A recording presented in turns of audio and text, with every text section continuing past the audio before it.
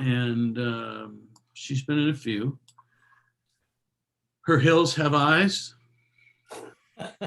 Oh, wow. Attack of the 50-Foot Lady Parts. Ooh. Well, that's just That, by the way, doubles as a horror movie that she starred in, and a costume that she got arrested for.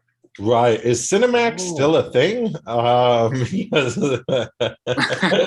It just sounds like everything we need. There was a bunch of movies that would have been great for Cinemax, but she's not urban enough. Right. You know, when you won South Dakota's top horror 7 years in a row, people just don't assume that you come from an ethnic background that would appeal to the demographic of Cinemax. Right. I know who won bottom horror of the year. Oh boy. No, I sat on your trophy once. Hello! That was a surprise. I'll tell you that. Was it first place or second place trophy? Langworthy just scoring early. Out of the ballpark. He won for double penetration, and that is a trick for a gay man. I'll tell you. Not the most difficult trick, but it's a trick. Anyway, that's fine. Anybody else come up with any? Well, you heard about Gladys meets Abbott and Costello, where her famous line was "Fire bad, fire in pants good." Hello! Oh, yes. Hello! From the vault. I appreciate that, Alan. Very good.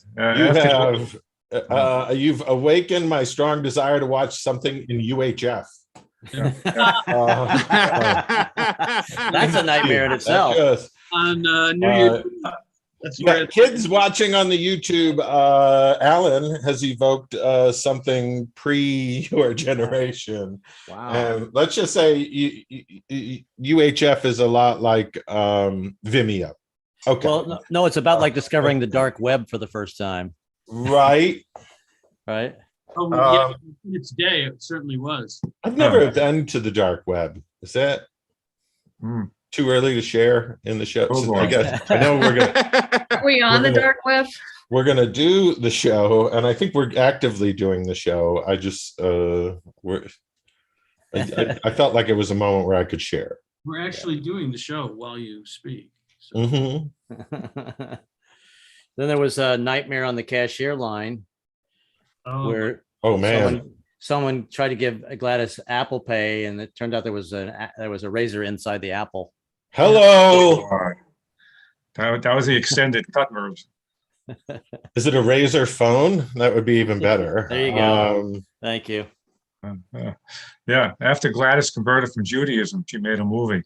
Call it A Wasp Woman. A wasp woman. Help me.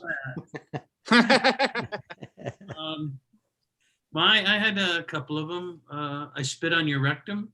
Wow. I think I auditioned for that. I'm not so sure that's a horror movie per se, but it certainly has horror. It has horror characteristics to it. Well, I believe a central line to that movie is "Rectum. I hardly knew him." Whoa! You bangy, you betcha. Then there was the Gladys version of The Fly, where she turned one of her customers into a fly when they came over and went, "Help me, help me." I literally wrote that on the fly. Thank you. And they told her to zip it. They told her to zip it. Wow. Oh, hello. No. You see, he went another way with the ball. How about you see what he did there? Black Lagoon. Again, another hybrid porn and horror. What did you say? It came inside the Black Lagoon. Oh, it came inside the Black Lagoon. Yeah. I thought it was something about eating Black Lagoons. It was made in Spain, and it was called "It Came Inside the Black Dragoon." Yes. Oh man. To the English. I think they did a follow-up to that, and it was called Frankenweenies. I think. I think I have that. I don't know. And this is one that's, I think everybody knows this one because it became a big off-Broadway musical. Little Shop of Horrors. Yes.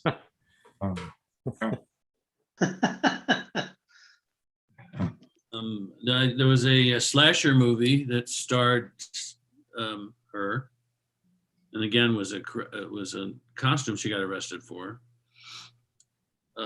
She was a serial killer named Pasties the Clown. Oh Lord. Well, I'm going to piggyback on your legume joke. It's Gladys walked into the produce department and came on the black legumes. Wow.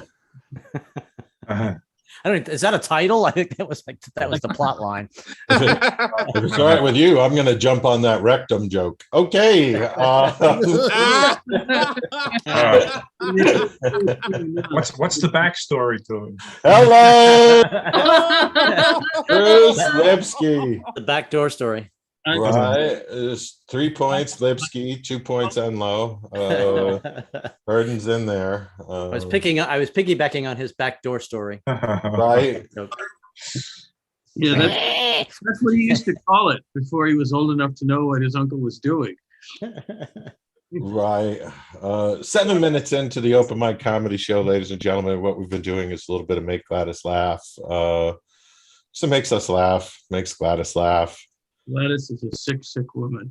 If anybody's got any leftover Gladys jokes, we'll gladly field them. And then if not, we ought to introduce the host with the most. I didn't get the memo that today is Black Sweatshirt.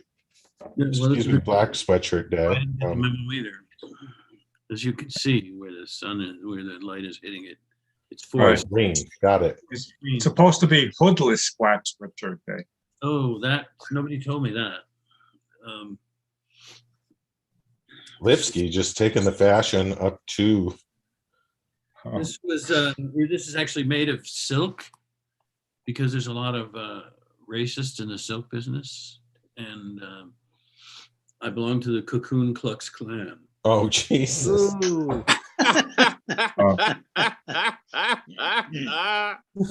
People, you don't just laugh. We say this frequently here at the open mic, but you don't just laugh at the open mic. You learn. We learned a lot about Alan already today. He has a thick skin, for one thing. We've noticed that. He's a hell of a guy, by the way. And you know what, Alan? Yes. As a general rule, I like to set the bar pretty high by doing a couple of minutes of my own material. But I don't think that's fair. I really don't. Nobody can follow that. I set a bar that the rest of the people can't reach. They look like Peter Dinklage trying to look cool at like a Tyrannosaurus Rex doing pull-ups. It shows. Exactly. Trying to look cool, 24-hour fit. Somebody give me a boost, And then he says, by the way, I'm richer than you. And then everybody just backs off. It's okay. It's okay. He does very well. I just saw one of the last 2 Marvel Universe movies, and he was in it. He had a small part. Oh.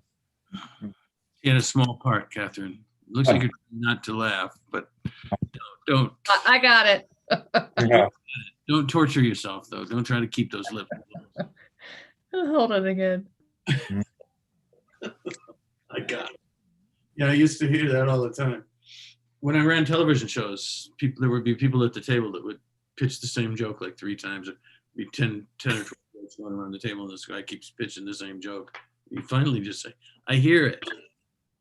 I always hear it. A laugh when it's funny. It hasn't changed though by the 5th time, right? No, it never changes. You just didn't hear him. And it's incredible. It's incredible is what it is. But I'll laugh when it's funny ought to be the motto for this show. Yeah. Well, just we can be a little tough on people. Back in I think it was July, there was an audible laugh from somebody who wasn't one of the performers. So it's too late, Chuck. We've already gotten our first laugh. Mhm. All right, well, I guess we can close up shop then. Good night. Right. Let's end on a high note. Yeah. Yeah. Catherine Shea she's never laughed at the show. She's more of a laugh with person anyway. But We do Yeah. keep track. yeah, Mike has cards in our Trello that he updates with who laughed and who didn't. Well, you think that I'm laughing, but I have a laugh track here. look, I don't know what is on the wall behind you. It looks like I Heart. This is my daughter's old room. That's Barbara Streisand up there. Uh-huh. Yeah, it's your daughter's room. Okay, good. Earlier, your Well, it's glasses. her old room. She's moved out. This is her old room. Oh. She's Sure. living with a Puerto This is Rican where- boyfriend now. This is where the star was born. That's right. The one version of A Star Is Born that has no redeeming quality. I actually liked it. Yeah, like I said. There you go.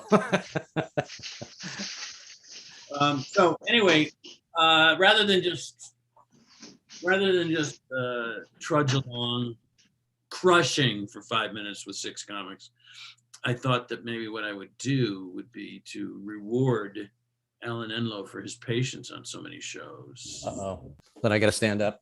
And well, okay, if you don't want your face on the thing, that's cool. But Hey, what? you, I think we got some dick jokes coming here, Mike. Turning this into a fashion show.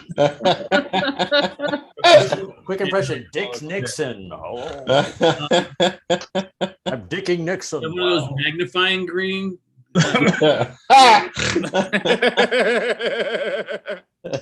Oh, He used to be on a children's show, The Jeweler's Eye. oh, he's got a hoodie too.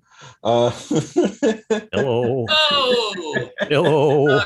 Chuck, your fascination with male genitalia mystifies me. I don't understand it. It's Oh, I think you do Wow. understand it. You just no. choose to ignore it.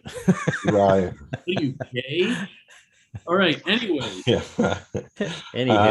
I didn't go to a fancy school that tried to ungay me. Is there a course on gay you 101? Yeah, it's called Western civilization. Yeah, it's called Every College USA. Western lit. Sorry. be as gay as you want. On this show, there are no judgments. You'll be gay until God kills you. Right. Thank you. Please welcome, if you. If you're still here. Yeah, is that hello? I don't know why. Our next performer, I know him from a long time from New York. See, there's two I Heart. There's I Heart Art behind you over your right shoulder. I don't know which one's on my right. What are you looking at up here? You're not On reversing. the closet The door. other way on the closet door, potentially. Oh, There's it's to be got- 2 hearts.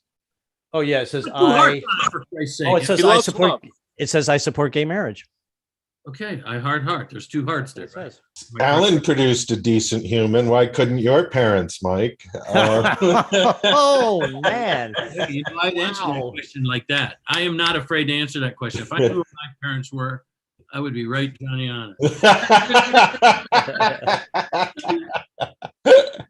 Left in a basket outside a bakery.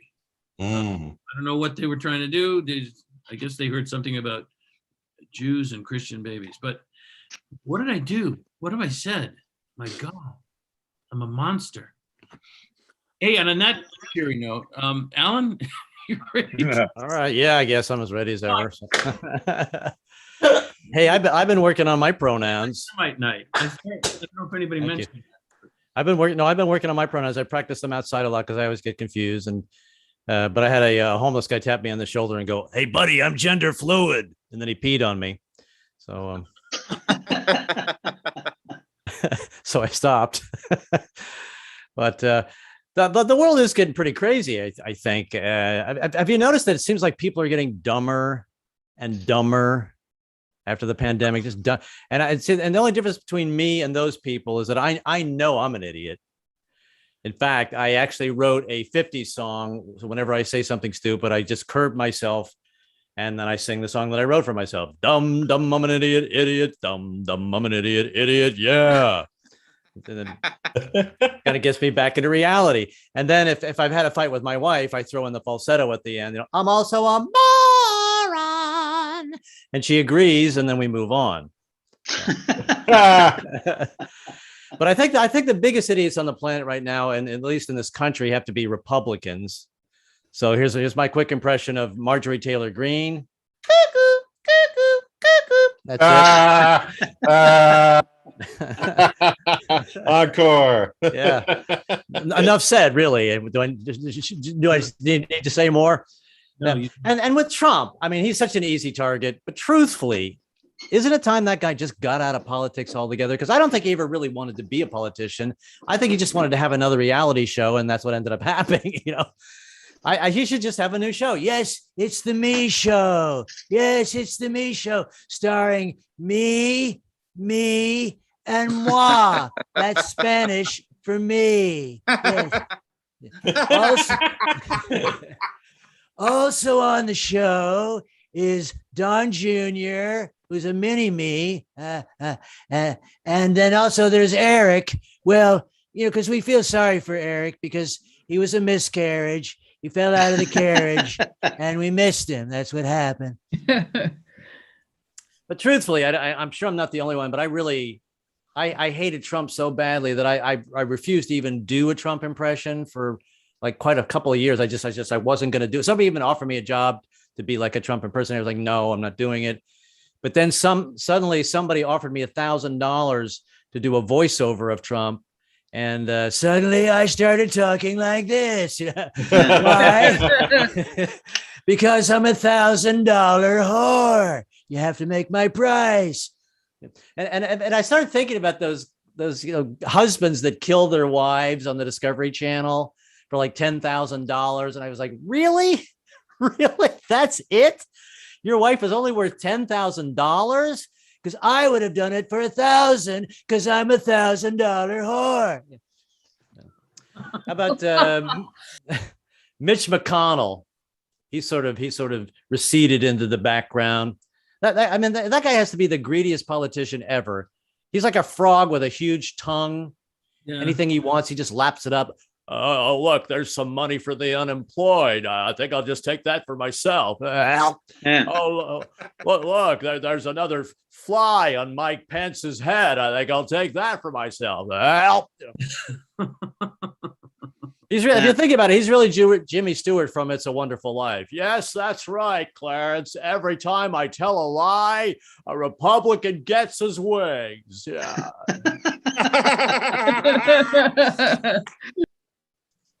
I would do an impression of Joe Biden, but I freaking can't do one.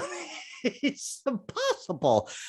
What is he? He's like a cross between Batman and Clint Eastwood. Yes, I'm Joe Biden. Get off my lawn. I mean, there's nobody can do an impression. I haven't seen anyone do a good one yet. No one, and including myself tonight. So, but as you guys know, I'm married, and I mostly probably know I'm married to a Jewish woman, and I was raised Southern Baptist.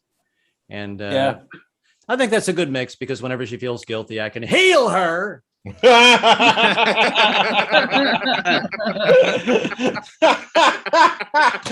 Women love that. Yeah. Oh yeah.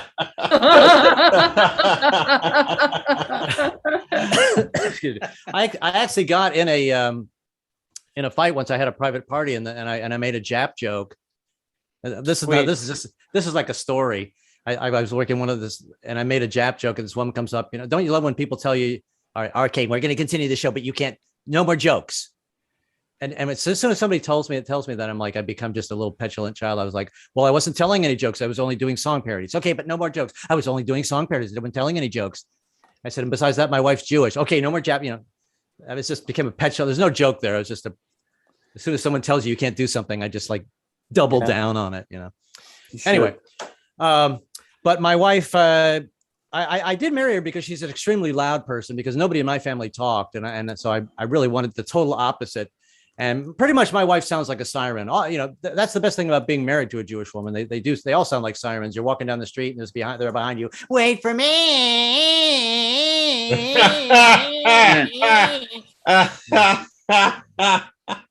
And it's good because most of the muggers nowadays are millennials, and they're like, "Oh my God, that woman's crazy. We got to find a safe space. Come on, let's get out of here." Yeah. But now I can never win an argument with my wife, because she always says the same thing in that same siren. She's like, "Don't make the face. Don't make the face when I'm talking to you." And I'm like, "Honey, I'm in the bathroom. How do you even know what face I'm making?" Don't worry, I know. Don't you love having an argument through the door? I'm in the bathroom, and all of a sudden now she has to double down on the argument. She brings up the entire history of our relationship. You just don't love me anymore. I think when you said "I do," you didn't mean it. It's like, well, I do mean it, but can I flush first before I take out the garbage?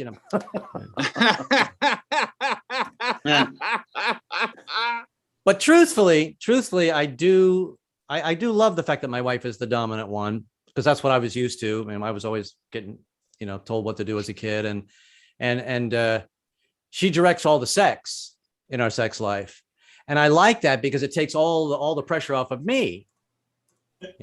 Although sometimes she takes it a little far. She treats me like a pickup truck. Like, all right, back it up, big boy. Beep, beep, beep, beep. All right, that's it. Pick up your invoice. I'll see you next week. So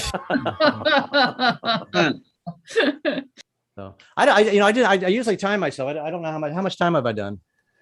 You've done 6 minutes and 46 seconds to be exact. All right, and do you want me to? Should but exactly how many have I done? Well, we'll round it up to 7. All right, so but if you want to get off. We aren't exactly overburdened today, but all right. Well, seven is probably about right. I think his wife has given them the same direction. Yeah, if you want to get off, get off. Hey, look, don't heckle me off camera, for Christ's sake. Right, I turned the camber back on to right. finish the line. Yeah, just so you can get that. Yeah, I think you could, and then you turn it off again. All right. Well, let me do like the one little segment here, and then I'm off. So fine. It's only half an hour. Do it. So now most of you know me as a famous Zoom comic, but I also was an Elvis impersonator, but I only did it one time. I was at a school assembly and I sang the ABC song for them.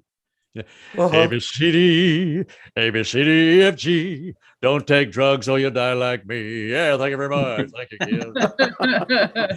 I don't know if that was appropriate or not, but that's what I did. And I actually hired an Elvis impersonator for my 60th birthday. And the guy was really, really good, except that after every song, he would stop being Elvis. Instead of saying, "Thank you very much," he would just go, "Hey, thanks, guys.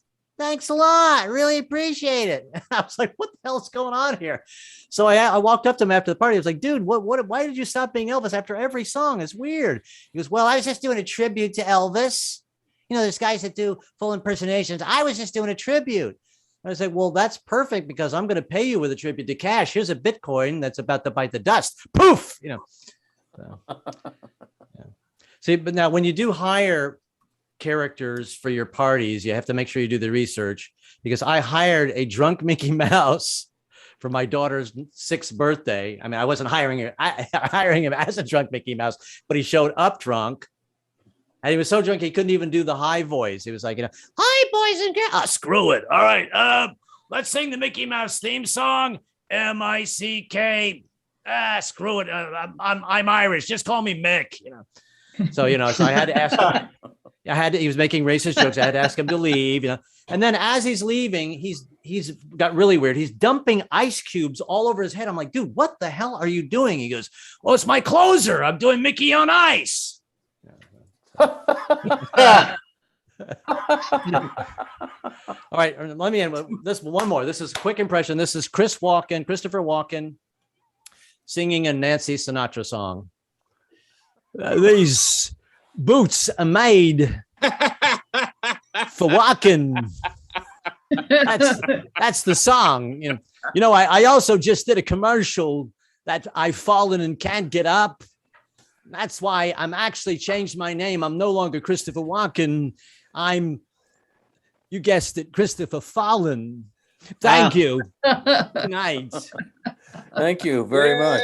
That's Thank you. Thank you. Woohoo!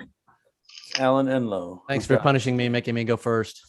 Oh no, that's not a punishment. It is not a punishment. It's a gift to all of us. Oh, thank you. And you in particular. Ho, ho, ho! Hello. Falling apart. Help. So we got this guy that was here last week, Danny Bazongas. That can't be his name. That cannot be his name. Is he here today? No, but he's on the list of He people. signed up. He signed up, but Yeah, but Here? well, okay. Well, maybe he'll show up. Maybe he won't. David Zasloff. It doesn't matter. He's not next anyway. So I don't even know why you brought it up, Chuck. Right. My bad, sir. Sorry. Yeah.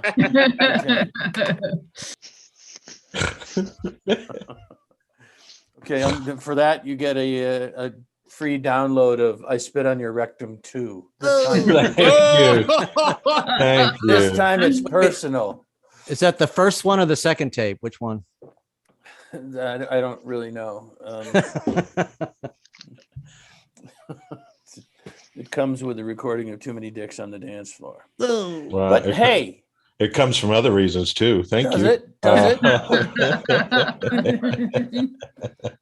Hey, you know what? If I ever get arrested, I'd like to think that you would share a cell with me. So I like. what, Alan? What are you? I just wanted to show everybody that you're very concise. You sent me a message on Messenger, and it says, Alan. Yeah. That's all it says, Alan. I was just trying to ascertain whether or not you were going to be at the show tonight. I was saying, and I looked at it and I went, oh, that's my name. It's good. The period was full of intention. Yes, the period. You know, You really got to see in the Mike's messages. The period. I could have guessed what that was about from the whole thing. Just well, anybody feel like letting me talk? Because I'd kind of like to introduce the next act, and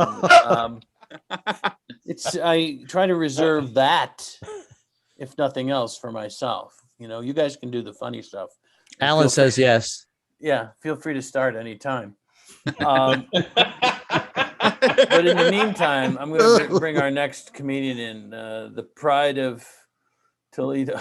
No, I guess you're not the pride of Toledo, not as long as Jamie Farr is still alive.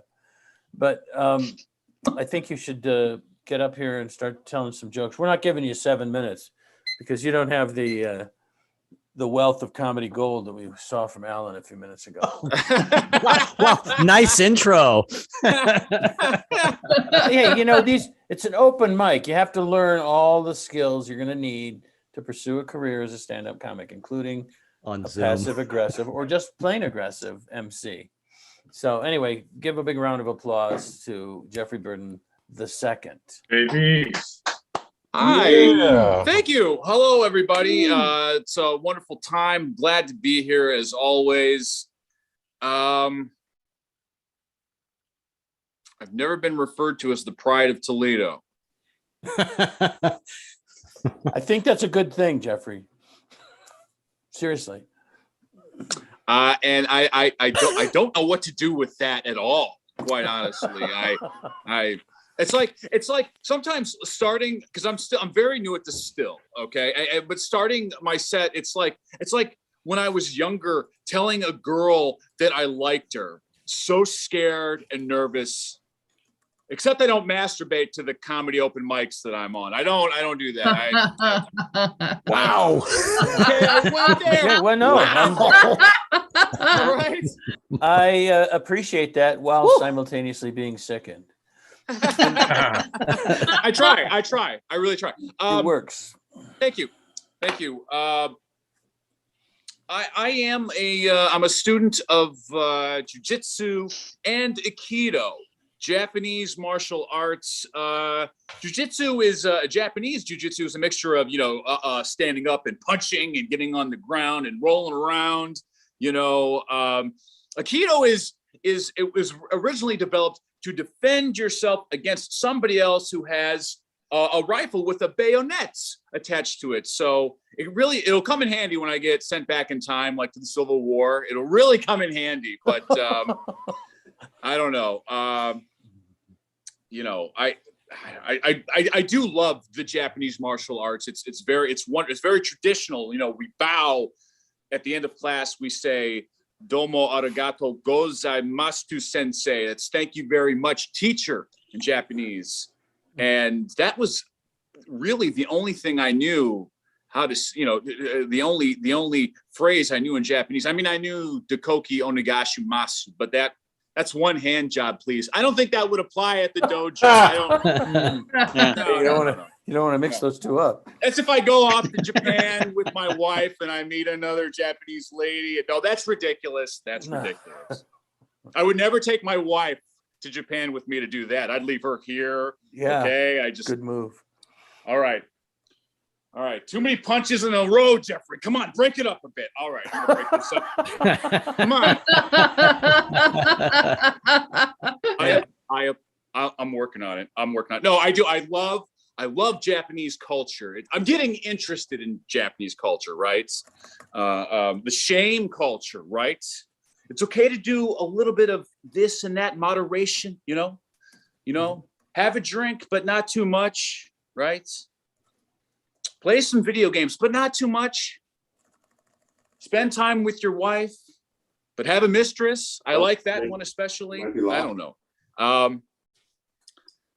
We're working on that one. Whoa. Thanks. Scary stuff. I don't know, you guys. I was thinking, I used to work for Walmart. I was a cart attendant at Walmart. It didn't last long, but Walmart customers, I think they expect too much of the employees there, quite honestly. I was pushing carts outside. It was just a very blustery, cold day. And the lady is in her car. She stops right in front of me. She goes, she lowers her window. She goes, "Excuse me, sir. I just want to let you know that there's a black man over there looking into cars." I'm like, what am I supposed to do? Go up to him and go, "It's a beaut, isn't it? You want to take her for a spin?" I'm like, what is that? I don't know. That's all I have with that joke. We're going to go to the next one. You guys, my mother is, she just turned 74 and she's getting on. I think she has a little bit of a dementia developing. A couple of weeks ago, she referred to me as her older brother. And she said something like, "I remember when mom and dad would leave and you would watch us kids." She had 9 brothers and sisters all together. And I started to feel really bad. Really, it touched me. And I'm just like, I'm just thinking to myself, oh no, she's going to have to move in with me. What am I going to do? What am I? And that punchline didn't do shit just now. Jesus, come on. I'm in. Let's work on. I'm so all right. I'll stop. Stop self-loathing, Jeffrey. Too. Stop it. Keep going. Yeah. All right. So, anyways, my mother. One of the things she taught me was never to take drugs. Don't do drugs. And she'll always remind me what kind of a good boy I was.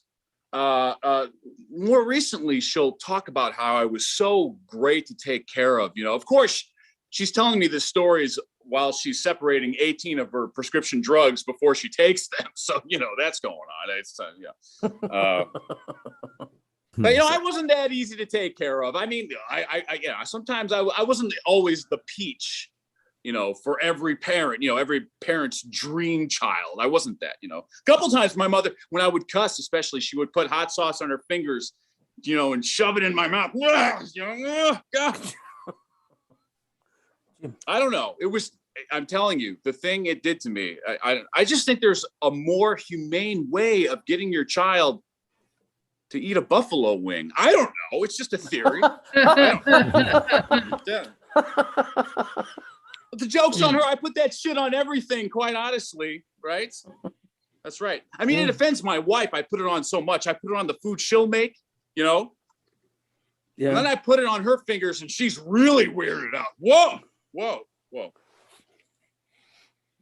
I'm just kidding, everybody. I don't put it on her fingers. I would never. Okay, all right. I don't. Oh, No. But honestly, like when my grandson cusses, I've learned from my mother's ways, because when my grandson cusses, he'll say, "Fuck you, Papa." And I'll just look at him. I'll say, "Fuck you, you little shit." You want some hot sauce on those chicken wings? You want some hot sauce? Okay. All right. All right, everybody. My name's Jeffrey Bird II. You've all been lovely and have a wonderful evening. Thank you so much. All right. Yeah. Thank you, Jeffrey. I have to say, I cringe just a little bit at the thought of any mother sticking their fingers in a kid's mouth under any circumstances. I mean, what is she saying? This will teach you a lesson. This will teach you a lesson, little boy. yeah. It's like, wow. You think you're weirded out? Yeah. Yeah. Wow. She gets a call one morning. Your 12-year-old son is trying to enlist in the Marines. For some reason, he's not happy at home. Anyway, Wow. our next performer. See how I make it ours? It's not my next performer. It's our next performer. It's a group. And it's Boulder, Colorado. So, I'm not going to say anything bad about Boulder, Colorado. I know very little about Boulder, Colorado. I think it's a nice looking town. And this is a nice looking woman, not in a creepy way, but please welcome Catherine Shea. Yeah. No, come on, clap for Christ's sake. Jesus Christ. All right. If you don't, I'm I'll have Catherine to. Shea. Yes, you are. I'm a single mom. Just so you know, I'm killing it. Yeah. Last week, I moved my child out of her crib. She's in her own bed in her own room. Nice. She's ready now that she's got her driver's license. Ooh. Feeling it. Ooh. This morning, I'm driving her to school. She says, "Mom, too fast. You almost hit that kid." That's right, baby. Survival of the fittest. Yeah. I'll get him next time.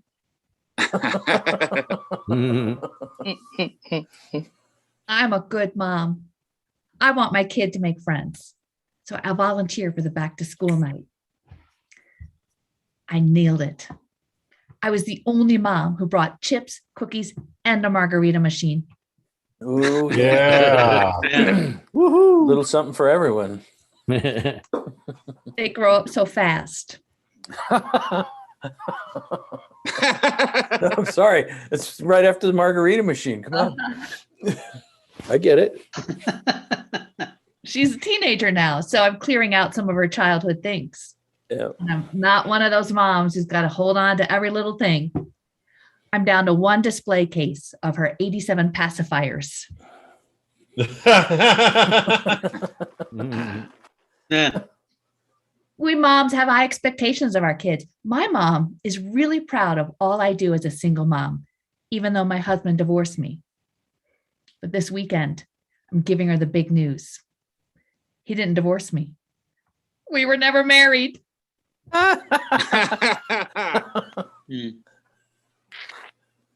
What I've learned, never use the same dating app as your teenager. Wow. Yeah. Wise words. Yeah. I just got back from a wedding. I don't get the big party for the wedding. You really want to tell the whole world that for the rest of your life, you're only going to have sex with one person? Why would you advertise that? Don't have a party. Have a wake. People always talk about finding the one. I have found the one again and again and again. Because I'm so lucky in love, I get invited to a lot of weddings. A wedding can never have too many single middle-aged moms. We start the dance circle. We keep the open tab at the cash bar. And we know all the words to Gloria Gaynor's I Will Survive. Yeah, girl. Yeah. Let me get your take on this. Do people use the wedding registry for the gifts? You know what the wedding registry tells me? The couple's headed for a lifetime of being stuck in the kitchen with one other person. Ooh. Then there's the baby registry. Gifts for milestone anniversaries. It's ridiculous. One couple invited me to their 75th wedding anniversary. What do you say to these people? I'm sorry. Sorry. I butted in. I apologize. That Besides, instead of celebrating how many anniversaries you've had, I think people should celebrate how many relationships they've had. Where's the gift registry for that? There's no salad spinner on that list. People ask if it's hard dating as a single parent, but nope, not if you know how to multitask. My child and I are out for dinner, and the waiter says, I'm Rob Pattinson. I'll be taking care of you tonight. Ooh, I know you will. Have a seat. Okay, it wasn't really Rob Pattinson. It was Timothy Chalamet. Oh. Nice. And I did the math, and if Rob and Tim are finally old enough for me to have feelings for them without it being creepy, if you add their ages up together.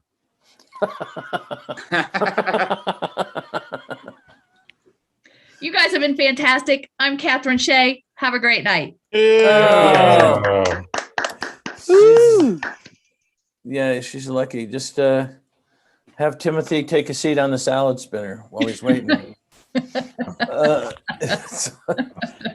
So anyway, some people popped in when I wasn't looking, and we got a nice show lined up now. But first, we have some jokes, I hope, from some people.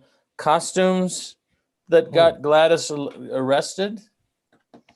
I don't know if anybody saw that. I wrote some, but Yeah, this is our round robin. Costumes that got Gladys arrested. And everybody has thoughts on that subject, I'm sure, or can make some up. Right, Mike, I'm sure you have thoughts. Do you recall when we had to go and bail Gladys out because of her artichoke and a chicken costume? Yes, absolutely.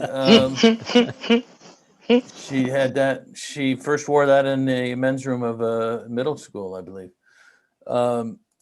Oh man! Right, that was the same year she wore Manifesting Destiny's Child. Yeah, right. True. She's only sorry she got caught. Am I right? Exactly. Yeah, I know. She got arrested for that Halloween. She went as BDSM Jesus. That was. Oh right. That wasn't so. It wasn't so much the cross as it was the leather mask and the zipper. That's what really turned people off. Wow. The sheriff's department. Well, she did. Oh, sorry. Go ahead. No, please go ahead. I guess if she had the zipper closed, that would have been okay. But yeah, it would have been not as okay as letting Alan get his joke out, but it would have been pretty okay. Well, she dressed up. One year, she dressed up as an ATM machine, and the cops arrested her and got their payoff all in one trip. Nice. It's very nice. Yeah. They're very nice. They didn't have any trouble finding the slot, I'm sure. Hello. She went for Halloween once. She went out as a famous children's character. Dr. Seuss's Cat in the Old Lady's Pants. Oh man. Yeah. No, it's true. The one year she dressed up as Winnie the Pooh. Yeah. Oh absolutely. Lord. Alan, didn't you have to bail her out after she dressed up as Christopher Walken doing a Nancy Sinatra song? Christopher Walken says, "Wow." Well, that was for theft. She was arrested for theft in that case. She got arrested in Texas because one Halloween she went dressed as a Planned Parenthood center. Whoa! Oh man! Wow! That's all right. I was the one who got arrested in Florida for going out trick-or-treating as a Republican with compassion. Right. And in California, she got arrested for going out as a Democrat who wanted to balance the budget. So she's, Hello. not that she's political, it's just that she Both chooses the sides, wrong state. Right. Remember the other time in Florida where she got arrested for going out as Brian Laundrie's left foot? Yeah, Whoa, that's an obscure one. Wow. it's okay. She went as Casper the Friendly Goat one year. Oh no. Yeah, Wow. that got her in a lot of trouble. Well, then there was she went all out. She dressed up as the entire produce department, but she got arrested because the kids kept bumping into the low-hanging fruit. Zing. That was her date. So she went out one year as another famous children's book. Remember this famous children's book? You do, Catherine, because I'm sure you read it to your child as a really young kid. Everybody Poops, and Sometimes Your Mother on Your Father. That's a sequel. We didn't get the sequel. That's the one that you get when the kid gets a visit from her friend. And you have to explain things. She also dressed up as that famous children's book too. She dressed up as Good Night, I Mooned. Oh, Hello. yes. Oh, I remember that one. Yeah. And she went as a famous cartoon character one year. Well, actually, two of them. She went out dressed as Cocky and Bullswinkle. Hello. Oh, Got a lot of funny looks there. Wow. You're Right. waiting all night to say that. brother. What's that The- tiny little thing on the Winkle's shoulder? Right. They Today's asked for it topic, time and if time you're again. just joining us like Chipp Jones, today's topic is costumes that got Gladys arrested. Yeah. Uh, She went I- out another time. She went out as Casper, the friendly man down the street with the abattoir in his basement. Well, The, I heard one year she went out as Puss in Boots. She didn't really get arrested. They just made her shave. Wow. Wow. Yeah. Well, actually, that's a misnomer. That got blown way out of proportion. She went out as Puss in Boots and forgot the boots. So Right. I see. people just I see. misunderstood. She's a very misunderstood woman. She went out dressed as a Christmas candle one year, and everybody thought she was going out as a tampon. That got her arrested. Mhm. Yeah. So She went 1 year as 1 year as Bob Dylan. She got arrested for blowing in the wind. Hello. Oh, but what you forgot to say, you though, didn't give Mike- me the correct chains, did you, Mr. Jones? what you forgot to say, Mike, is when she dressed up as a tampon, she was easily arrested because they just grabbed the string and pulled her into the squad car. Wow.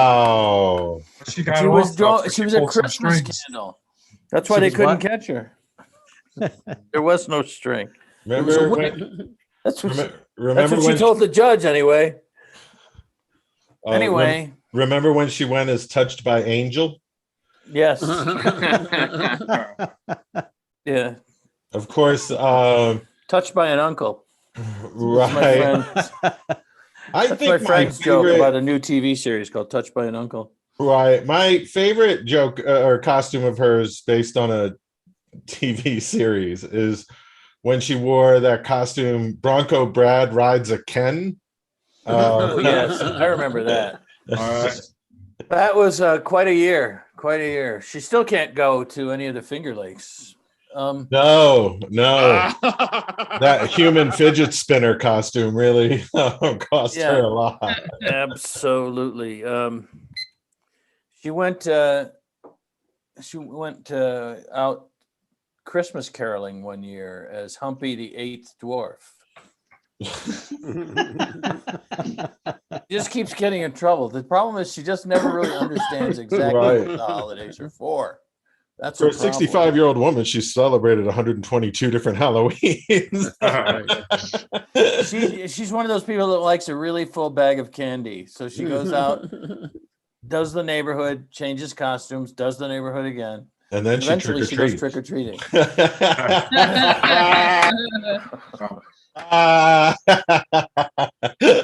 gets that rocks off candy. Yes, exactly. Another She, time you forgot that she likes doing the Seven Dwarfs a lot. One time she showed up as Fishy, and Jesus. the cops couldn't even arrest her because it smelled so bad. So they were just like, nah. Whoa. Okay. Something fishy. Yeah, her favorite children's song is the Big Rock Candy Mountaineer.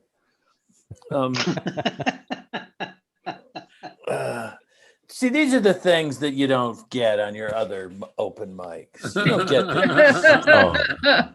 You go to another open mic and it's just like, hey, when am I going on? You know, I'm sure you're all asking yourselves that. Even Alan, who's been on and he just doesn't remember anymore. It's sad to see what's happened to him. Anyway, I was going to say, I remember that phrase being used last Halloween when Gladys was taking on some dudes. Guys in the back were like, when am I going on? When am I? Yeah. They say, when am I getting off a lot? They said, when am I getting on? Hey, you know what? We do have prizes for the winner. Yeah. Oh, let's see what those prizes are while I put the next act. Speaking of guys getting off, I think we're about to see. Right. I mean, here we are. I like this new feature over here. This week's the words coming out. Yeah, I like this. Right. It's very important that we keep our dirtiest jokes closed captioned. I noticed the closed It's Fudgy the Whale. Yeah, and in honor of today's prizes, we got you some Cookie Puss. Fudgy the Whale. Oh, well, God. now Mike must know this one. You know Tom Carvel's impression, the impression of Tom Carvel going to the bathroom? No, I don't know this one. I Cookie might Puss. remember it when you say it, though. Oh, I have to. It's a visual joke. This is Tom Carvel going to the bathroom. But you better put his face. He's Put making his a face swirl. on the thing, Making a so. swirl. It doesn't. It's hard to show your butt on Zoom. And when you said Cookie Puss, I thought Gladys was baking again. Hey, but you know, so we got that. Did we get anything for like the general admission people? No, we didn't do No, prizes. just this week. got the Cookie Puss. The Cookie graphics Puss. team is pissed at you. I They invited you down there and you haven't gone in to go over the holiday decorations. So Yeah, well, you know, I really got to get down there to the graphics department. you do. They're on the third floor in case you It's missed been it. over a year now. I want to see the Cookie Puss again. Right. This is Just a picture, or yeah, right. Or can you do the swirl one more time? Is Cookie Puss just a New England thing, or what parts of the country have Carvel? all in New York. New it's York. So New York, New England. there. Mhm. And so then for those of you not from that region, we spoke earlier of UHF, and during the UHF days, Cookie Puss would fly across the screen and scare you into never ordering one for your birthday. But they were convinced everyone wanted a Cookie Puss. Carvel. Right. Well, they sold Fudgy tons the of- Whale, right? Fudgy the Whale. Yeah, Fudgy the Whale. The guy had a voice for radio. Fudgy the Whale. Yeah, That's what I John, it was Tom Carvel. He Yeah. was the guy. Mhm. Yeah. So anyway, our next performer is going to be Bruce.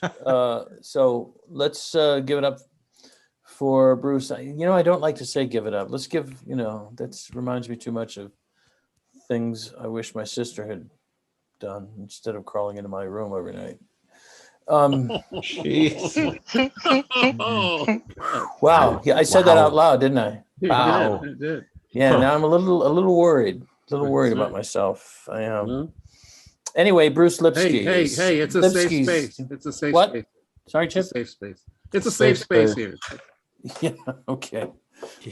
Leave what you have to, Chip. All right. Let's clap for Bruce Lipsky. Bruce Lipsky is going to tell some jokes if I ever shut up. Thank you so Bruce. much. Appreciate that.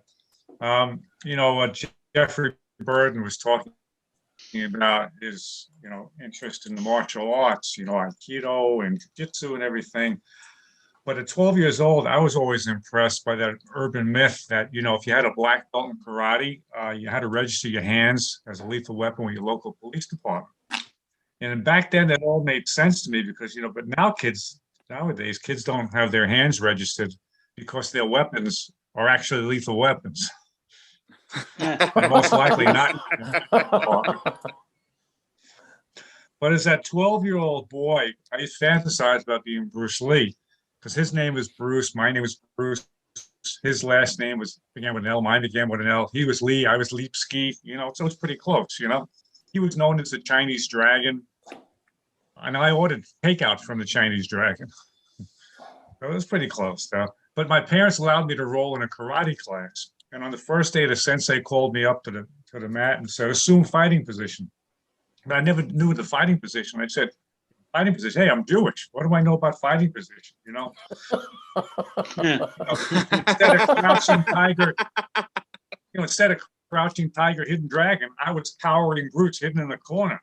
So then he said, "Throw a kick." As I said, I never kicked before. So I threw some lame ass to the kick, and he took his elbow and broke my toe. Wow. I started screaming, "Oi, hey!" And he said, "Good, you learned karate lesson number 1, the karate scream." I said, "No, Sensei, that was my Jewish holler."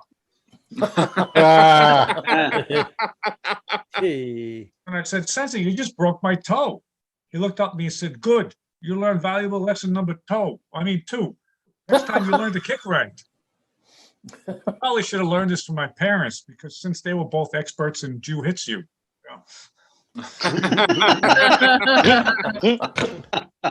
But he said, "Go away and sit down." So I limped back to the group and wondered, is this how Bruce Lee started? Some 12-year-old boy crying like me in the corner. Was he waiting for his mother to pick him up after class like mine? Because he said to me, before I did that, he said, your stance is very unorthodox. I said, "What do you expect, Sensei? I'm reformed."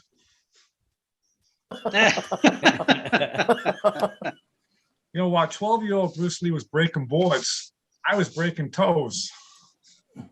He had a black belt in karate. All I was black and blue.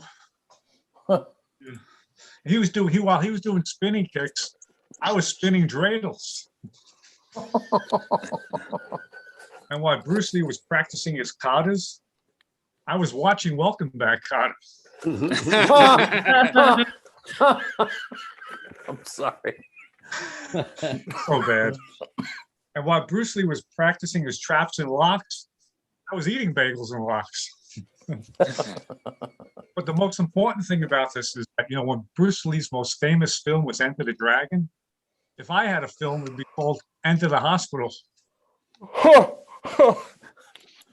And all I wanted to become was the Long Island Karate Kid. Instead, I heard, karate, are you kidding me?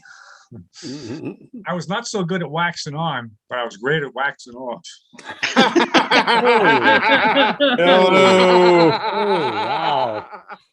And at 13, Bruce Lee was practicing with his black belt. At 13, I was proudly practicing for my bar mitzvah. So my dad said, maybe karate is not the best thing for you. Forget about those karate chops. Just enjoy mom's chopped liver instead. But after I broke my toe, I was afraid to come home and have to see my father see me limping like this because he's going to run to the karate school and confront the karate teacher, the sensei, and get into a fight and have his nose broken or something,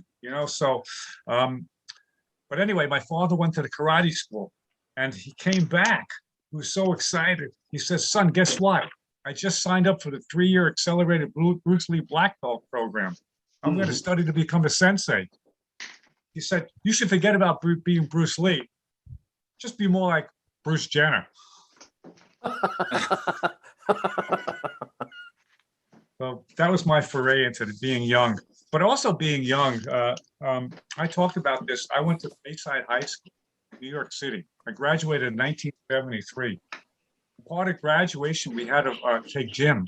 And one of the gym classes, in order to pass, we had to take swimming. And the first day I got to class, I asked the teacher, "Can I have my Speedo?" He looked at me and he said, "Speedo, how about speed? No." He said, "This is a naked swimming class." He said, "Son, your birthday suit is your bathing suit." And I looked at him and I said, I hope you don't teach woodshop.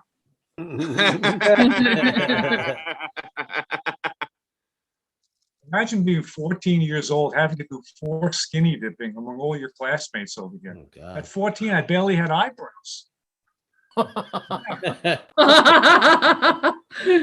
Then I realized, I said, wait a second, maybe they're filming that pilot for that TV show, Naked and Afraid. Because believe me, I was naked and very afraid. Nowadays, if they had a class like this, no suit would probably be lawsuit, you know. But during the class, we played water polo. This is true. We played water polo. And I'd be in the corner of the pool bobbing away. And the teacher would say, Bruce, protect your nets, protect your nets. And I'd yell back and say, to hell with that, I'm trying to protect my nuts. But one of the great things about this class, I learned to be an excellent one-handed swimmer. And in competitions, I wasn't the best, but I always held my own.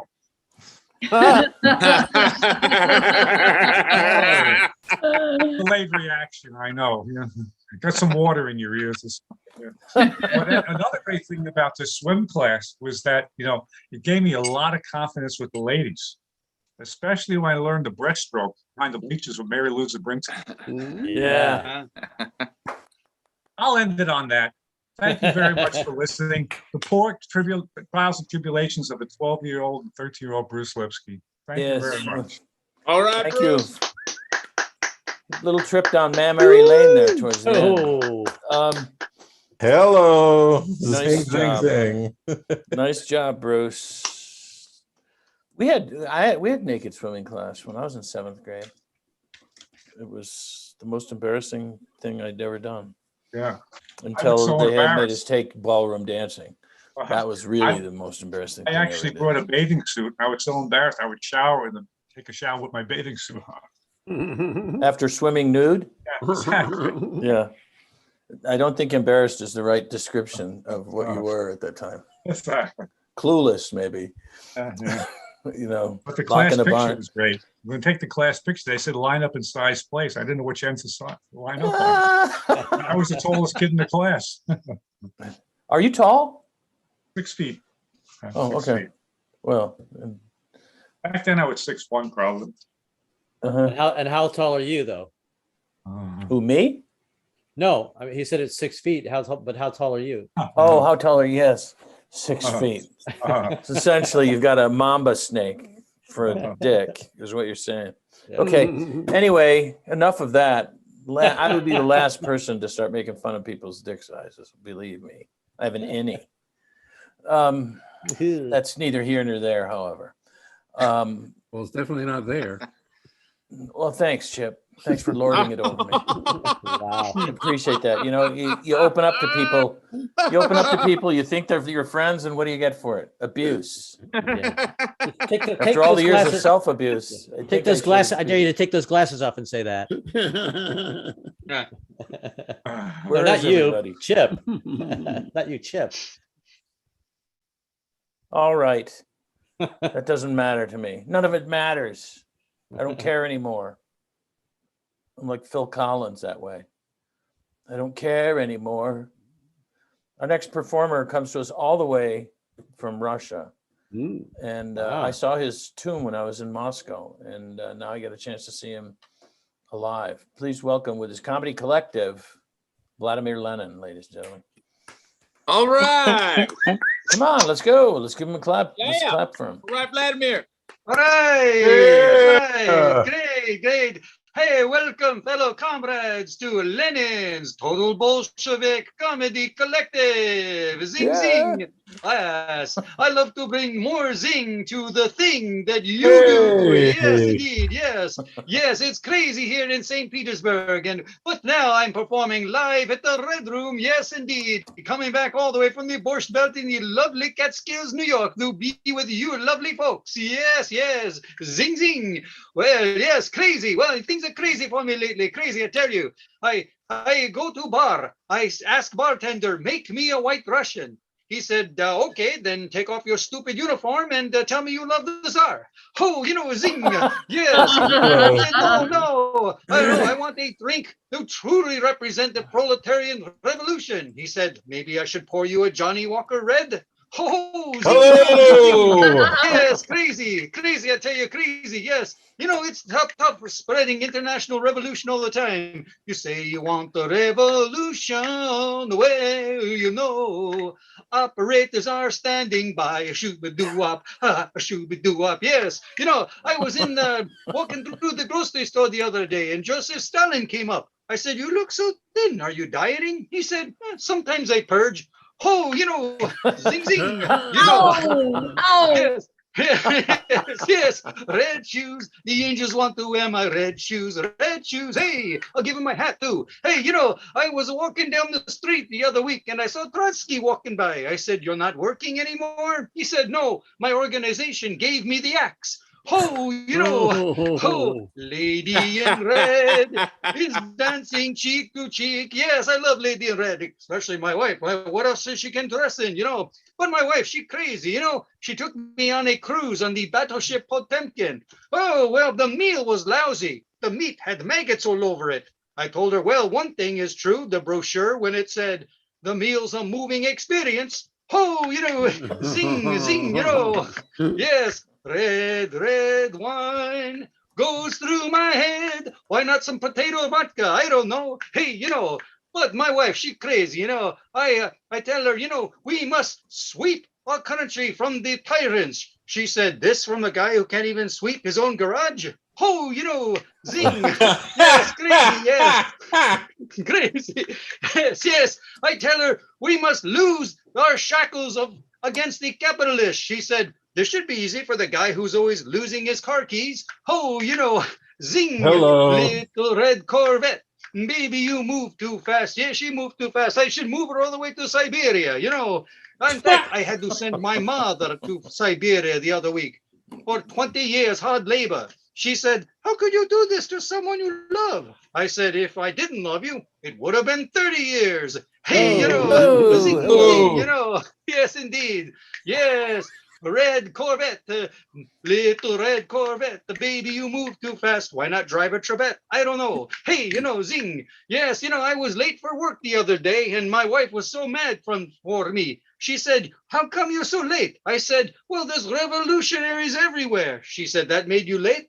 I said, yes. Every time I hit a light, I hit a red. Oh, zing. Oh. Yes, indeed. Crazy, yes. Yes. When we got married, my wife and I were crazy. Yes.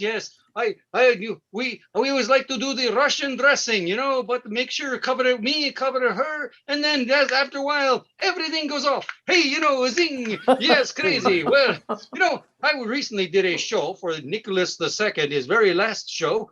He said to me after the show, hey, Vlad, you're killing me. I said, well, wait till next week. Oh, Oh. Yes. Crazy, yes. Well, that's it for me. From the Vladimir Lenin Total Bolshevik Comedy Collective. And back to our lovely host, Zing Zing. Yeah. All right, Ed. Shecky Lenin, ladies and gentlemen. That's great.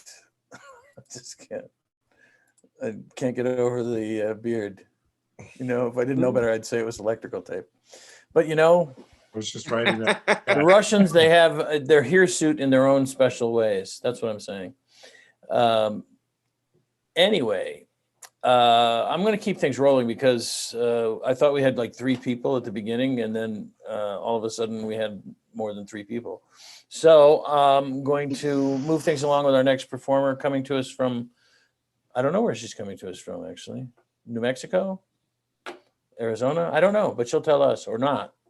Please welcome Paula Mattocks. Paula Maddox, Yeah, ladies and Paula. gentlemen. Hello. Yeah. I'm still working on my poll routine so I can keep the internet, y'all. I can move it around now, so that's cool. But it's really just a broom because my life's a charade. Oh. All smoke and mirrors. Like literally.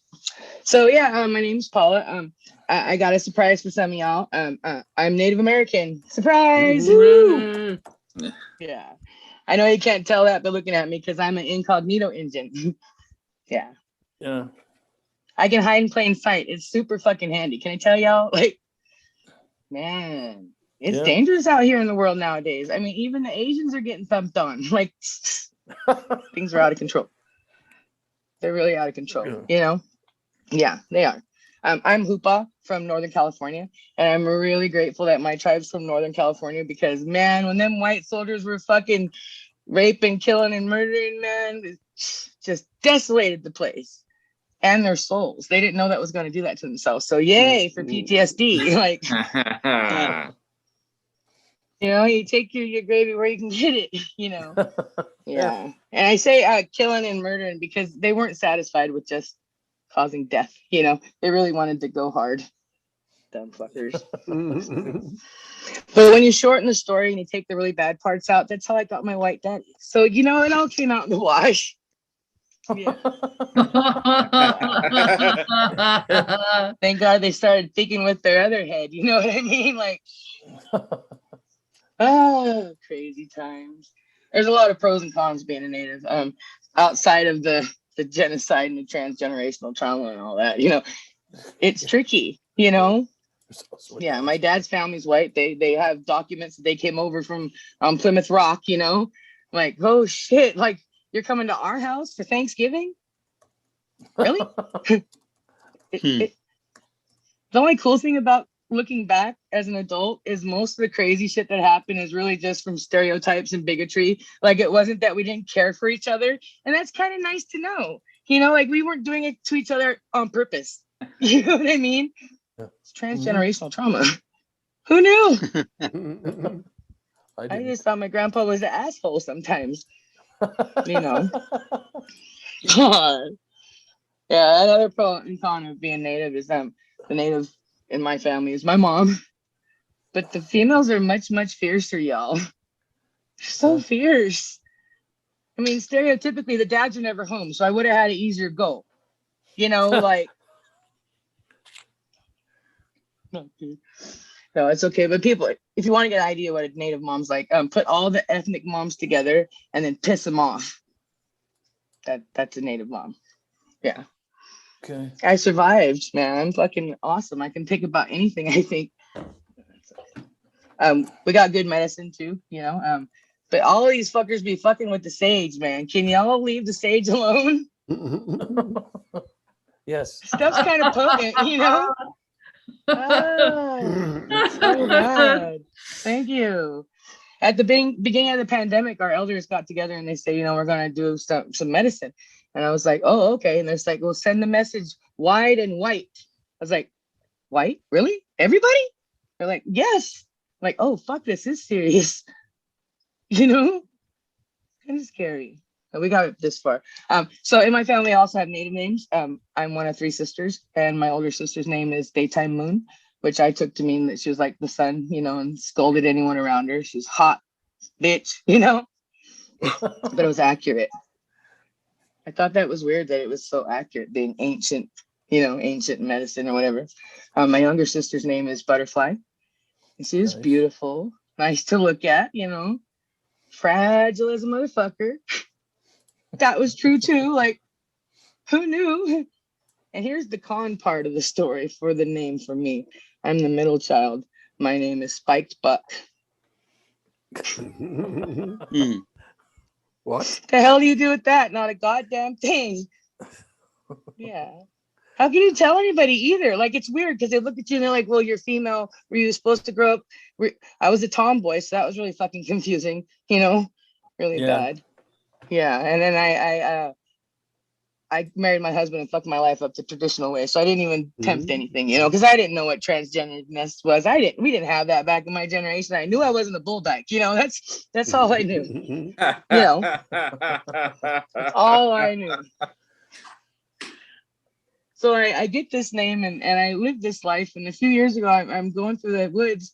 This is a God's honest true story. At 3 a.m, and I went around a corner and there was a deer and I broke and I didn't hit that one. I was phew, but his brother was tailgating and I spiked that buck, y'all. I leveled up, you guys. I earned my engine name. I didn't even know that could happen. Like my cousin Two Dogs fucking, he can't ever do that appropriately. But me, spiked buck, who knew? Yeah, my mom told me a couple months back that she just ate a lot of deer meat when she was pregnant with me. She's enjoyed the ride with the story and the embellishments and freaking nativeness, man. If I could share one more little story, Mike, I think I'm over my time, but can I share one more story? Okay, so me and my husband eloped, so the families didn't know what the hell was going on, and he's from Scotland, you know, and I figured, ooh, fancy white lady, we'll have really good manners, right? Will be no problem at all. Fast forward to the first Thanksgiving. The night before, she called me thinking I was the white daughter-in-law to tell her white daughter-in-law all the things she hated about her new native squaw daughter-in-law. She actually said the word because she was living life. And I'm just going, oh my God, as I'm hearing her say all these things, I put her on hold and I looked at my mom like, I thought you were lying about this. Like, people really do say this horrible crap. She's like, yeah, I've been telling you, honey. What'd you think? I said, well, I thought you'd have good manners, you know, coming from Scotland and all. She's like, well, that's where the fucking colonials came from. Like, what? You don't understand nothing? So I told her it was me eventually because and I said, you know, the only reason why I invited you to Thanksgiving is because it's the reason for the fucking season. That's it. You don't want to come, say you don't want to come, you know? But she still came the next day and brought some money because she thinks that's cool too. Like, no, I don't take your money. But anyways, thanks for the time. I appreciate you guys. Have a good night. Hey, Paula. Thank you, Paula. Thank you. Woo. Paula. The trials and Spike tribulations. buck. Yes, I know. I can't say spike buck 3 times fast. I can tell you that. Yeah, I'm like Beetlejuice. Watch out. I may pop up next to you. Oh, it's probably wrong to say you've never been so glad to be white, right? You're not. That would be like. Well, I should apologize for that side versus the native side because the whites are fucking savage. Yeah, that's what I'm saying. I mean. Oh, I get you. You deep, dude. Yeah, I am. I actually put it in the chat. I have a lot of sage wisdom. So I'm wondering if I have to give that up now that I've learned. Never. What I've learned. You can appropriate whatever you want, remember? You know what? We've been here since 1638 and none of us have gotten rich off the Indians yet. So I consider that a failure. I guess that's probably, I could call it we're all humane and everything, but apparently we're just stupid. Anyway. You haven't seen property prices. What are you talking about? Yeah, okay. Sure, there's an upside, Chip. I'm not saying there isn't. I'm just saying. I'm just saying. That's all. I got you. I'm just saying. I'm not saying. I'm just saying. Yeah. But anyway, our next performer comes to us from the East Coast, unless he's not there right now, but that's where he lives. It's in North Carolina, right? Or is it South Carolina? South Carolina. He lives in South Carolina. A little worse than North Carolina. Yeah, well, sure. They were the first to secede from the Union. Yeah, a few more Confederate flags than in the North. Yeah, well, okay. And anyway, it's David Zasloff. He's very funny. He's a wonderful musician. I didn't know that, but I'm thrilled to find out about it. And he's also very funny. So give him a big round of applause. Yeah, good to be here. Thanks. David Zasloff. I haven't seen you in a couple of weeks. Good to see you. Yeah, traveling. Philosophically speaking, I've been dealing with that eternal question: if a tree falls in the woods and nobody's around to hear it, does it make a sound? Of course, it makes a sound. It fell.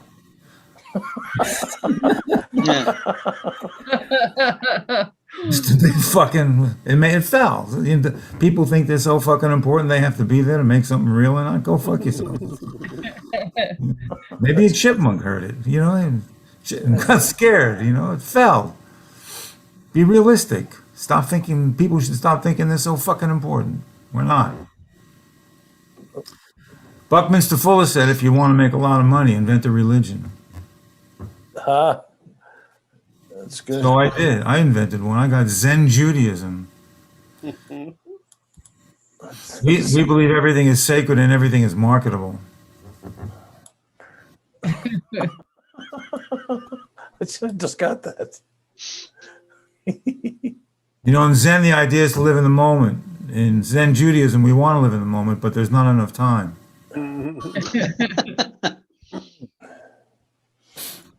Nobody lives in the moment. Everybody's talking about living in the moment, but nobody lives. As soon as someone says they're living in the moment, they're out of the moment. That's true. You can't live in the moment and say you're in the moment at the same time. And all the guys who wrote the books about living in the moment, they were stoned. There's a big difference between stone moment and the unstone moment. Stone moment is way longer. I took mushrooms one time. That was a long fucking moment. I took mushrooms. I saw Jesus. I'm Jewish. The fuck am I seeing Jesus for? He was up on the cross. There's lightning and thunder. It's blood everywhere. He's got nails in his hands and his feet. It was only like 30 people there, which is a pretty small crowd for such a big deal. And I could see myself. I could see myself through his eyes, and I could see him through my eyes at the same time. Because that's what mushrooms do.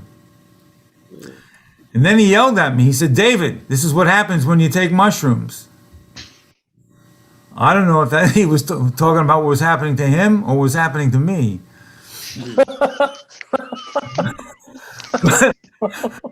I never took mushrooms again. Fuck that. You know, I've been doing impressions lately, just trying something new, and I did an impression of whales because I love whales. We live in an amazing time. You know, we're learning that whales sing to each other and they talk to each other. Dolphins call each other by name. That's an amazing thing. Scientists have proved that dolphins call each other by name. And you'd figure, God, if they could call each other by name, they probably have a language they could have a conversation. But scientists won't come to that because they can't prove it. And if they can't prove it, they won't talk about it. But of course they can talk. But according to scientists, a conversation between dolphins would go something like this. Sarah! Philip! George!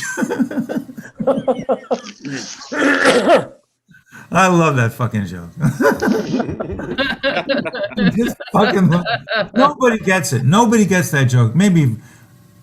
Thank you, Mike. And Catherine, I think. God, nobody else gets that fucking joke. They can't see. They can say names, but they can't have a conversation. Right. There you go. So, and it's very funny, by the way. I'd like to do an impression for you now because whales swim from Alaska to mate. You know, all these animals, whenever they don't, I think I talked about this last time. I think I won't go over it again. But so whales sing to each other. They swim from Alaska down to Mexico, and they make love in Conception Bay, which is beautiful. It should be called Sperm Bay because they're all sperm worlds, but they call it Conception Bay. And they sing to each other. And after they make love, they don't smoke, so they sing to each other. So I like to give you my impression of one whale singing to another whale. Happy birthday. They would smoke, David, but they can't keep the matches dry.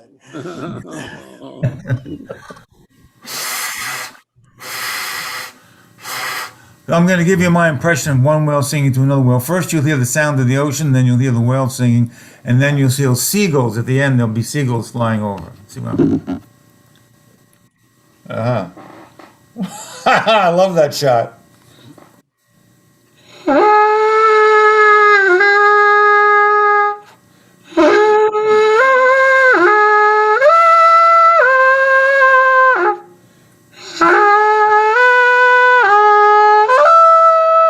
They don't have perfect pitch.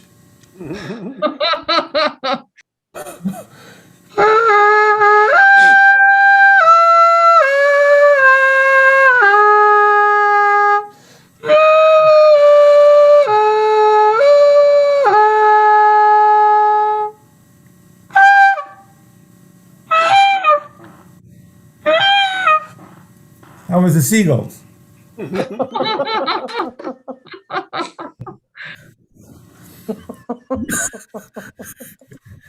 So I'm happily married, which is great because I've been unhappily married several times. And my first marriage was 9 months. This next one was 6 months, and now this one's 17 years, which is a fucking miracle for me. And I think I've wanted to leave once a week for the last 17 years, but I've learned how to stay, and that's amazing. And I've learned one thing in 17 years: I have never criticized my wife, never. I just don't do it. If I have a criticism about her, I'll tell you guys.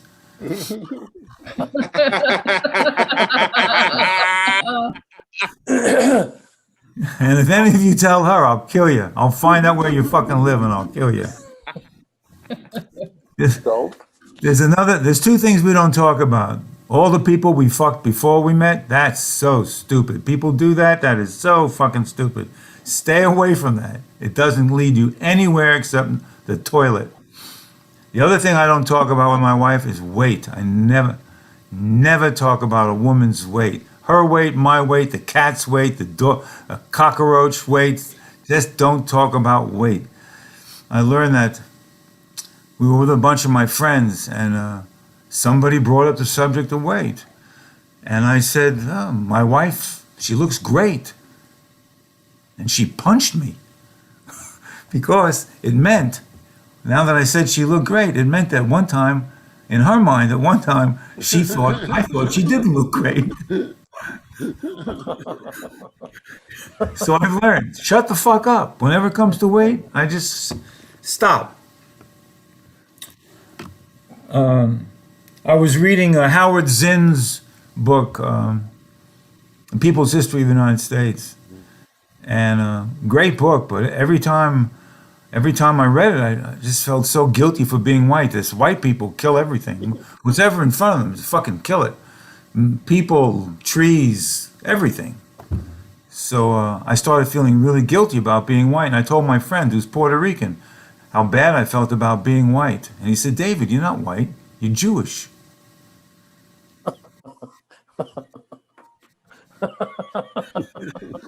And I felt fucking relieved. It was such a relief to feel I wasn't white.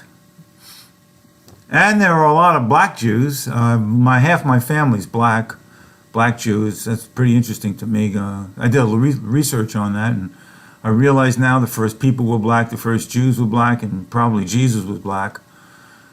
And there's a tribe of black Ethiopian Jews there. They go back thousands of years. They're called Beta Israel. And then there are Jews who want to be black. They're called liberals. I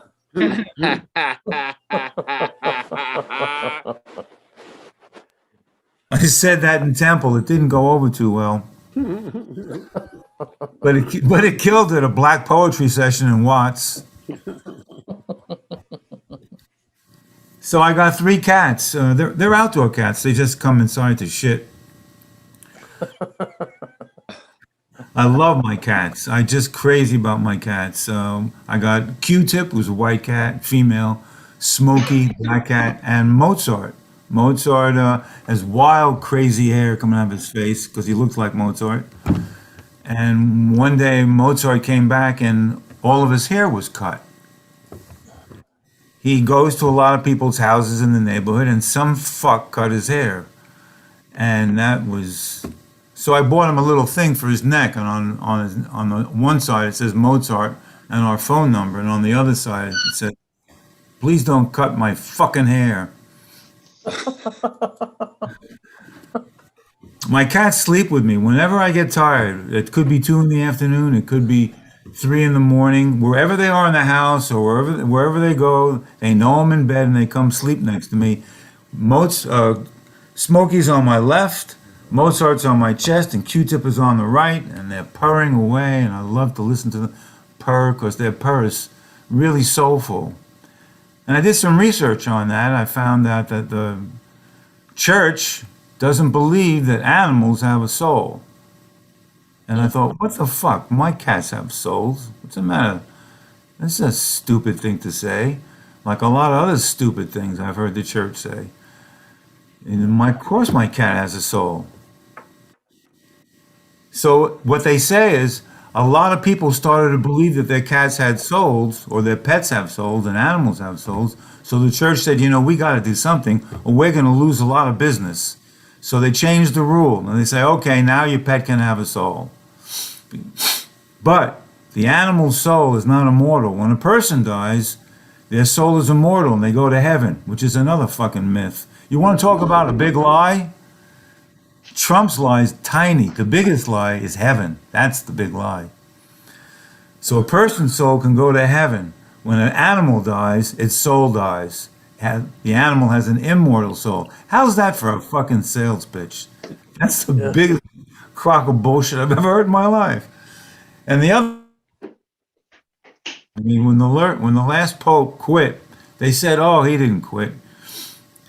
He retired to give a new face on the church because the old face had a dick in its mouth. I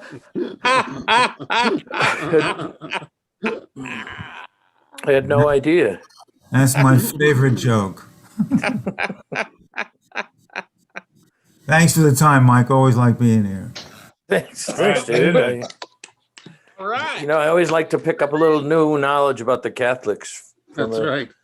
If there's anybody that knows Catholicism backwards and forwards, it would be a Reformed Jew. That's right. So, say that like having a dick in your mouth is a bad thing. I don't know. Anyway, I don't think so.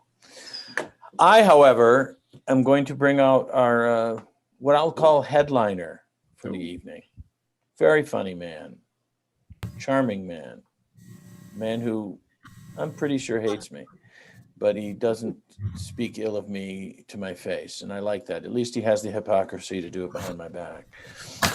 Please give a round of applause to Chipp Jones, ladies and gentlemen. Yeah, Chip. Right. Oh, I love you, Mike. Oh, come on. I am so unprepared. So, my mind is just reeling, and most of it's about David. David, man, I really enjoyed your set. I mean, it's like there's so much there to unpack. I'm sure that Howard Zinn, all that white guilt was probably only half the guilt you have because you're Jew, so you're born with half of it must have been Jewish guilt to begin with, right? That's where you start. No, it's more negative thinking. Is that what it is? Yeah, I never knew I had negative thinking until I had a positive thought.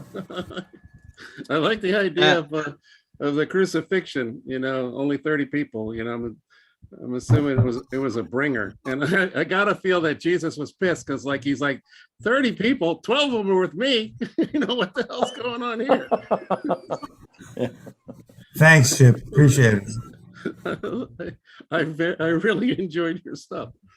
What's going on in my life? My son is actually down in North Carolina, so he's down in the better Carolina. He's working on a local campaign down there. So he's always lived in Washington or visited in sort of a major metropolitan area in the South, like Miami or Orlando.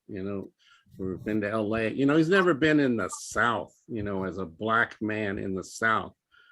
So I had to sit him down and, have a talk. I said, when Dorothy's house fell on the wicked witch of the East, her wicked witch of the West sister came and wanted to kill Dorothy. And then the good witch of the North wanted to help Dorothy out, and he looked at me puzzled. He's like, "Dad, this is Wizard of Oz." He goes, "What are you talking about?" And I said, "Well, I want to tell you about the South." And he's like, "But Wizard of Oz, there is no witch of the South." I said, "Exactly. There are only grand wizards down in the South. There aren't any." So I had to let him know. I myself grew up in Memphis, Tennessee, the heart of the Bible Belt. So I was very acquainted with the South.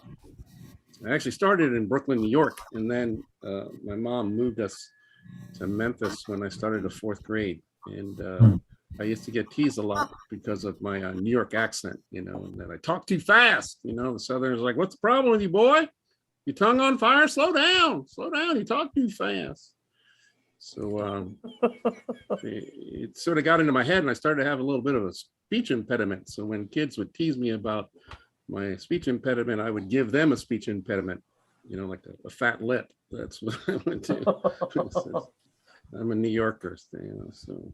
But it's weird about language, people, in accents, we get, locked into those. I've got a friend, she is actually Iranian, but she's been in the United States for, it's got to be like 40 years, but she still has this thick Middle Eastern accent, it's like, it's bizarre, I don't know where that comes from, she's like, where are you going? I'm like, Yule? What the hell is Yule? But I don't know. We get wedded to stuff as people. It's hard to change, I guess is what I'm trying to say.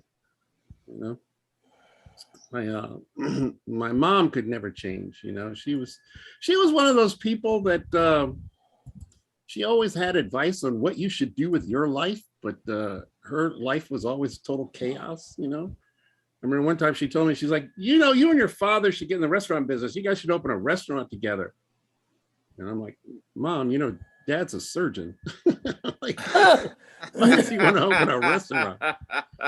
And she's like, well, a lot of surgery is elective, but people always have to eat. And I'm like, yeah, Mom, Dad's a trauma surgeon. People aren't electing to have surgery from him. It's like, it's pretty much do or die in that situation. But and she was a bit of a hoarder, I'll tell you. When she passed, it became my wife and I's duty to sort of clean out her basement and all of her stuff, and she just had hundreds of dresses. I mean, like, most of them were still in the plastic wrapping, like they were still had tags on them, and they were old. I mean, I'll tell you that I knew they were old because they were all in sort of like, avocado green, and goldenrod, and had matching go-go boots. It's like, and she hung on to everything. My wife was yelling at me in the basement going, there's a box of dirt over here that's marked Poppy. And I said, that's not dirt, that's ashes. Poppy was one of my mom's dogs. She goes, there's another one here marked Sarah. And I said, oh yeah, that's another one of her dogs. She goes, well, there's a larger one here that's marked Caroline. And I said, Caroline? She goes, yeah, what kind of dog was Caroline? I'm like, Caroline was no dog. Caroline was my grandmother. She's supposed to be in a tomb in California. What the hell is she doing in my mom's basement? But I think things go full circle because I got a box of dirt in my basement marked Claire, which is my mom's name. I gotta do something with that soon, someday. Ashes are a weird thing. I had a friend of mine from Canada who passed, but he had lived in the United States for over 40 years as well. And his Canadian family got into an argument with the American family about where his ashes were going to go, whether it was going to be in Canada or in the United States. And it dawned on me that somebody should make, glass or see-through urns, so that you can divvy up the ashes of your family. Everybody can get a little bit, just sort of layer it, like sand art, just like, I think that would be cool, make sure you put Uncle Ed on the top, he's an alcoholic. So I'm pretty sure if we put a torch to that, it turns into a candle, it's like, still got a lot of stuff to burn there. But I don't know. I think that's all I've got for you. I'm Chip from DC, and I thank you guys for listening. Chip. All right, Chip. Chip, baby. Okay, so here's the thing. Yeah. Nice job, everybody. Everybody did a nice job. And Great job.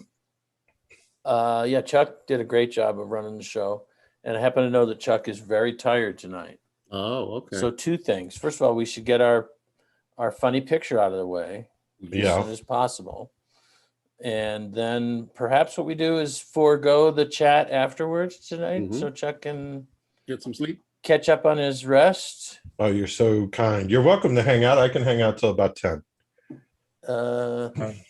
Yeah. Well, sure. I'm going to cut out after the picture. Right. I think Bruce just called it. Let's salute for the silly photo.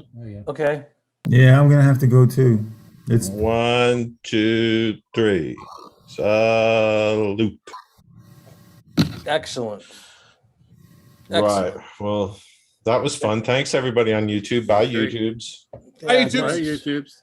Hey, most everybody is. I mean, Catherine is on our